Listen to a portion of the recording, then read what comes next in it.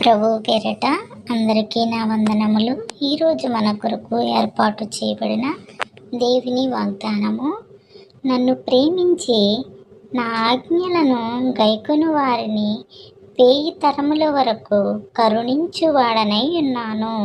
నిర్గమకాండము 20 అధ్యాయం 6వ వచనం. ప్రార్థన. మహాపరిశుద్ధుడా, మహోన్నతుడా, నీ ఘనమైన శ్రేష్టమైన నామను బట్టి వందనములు బాబు.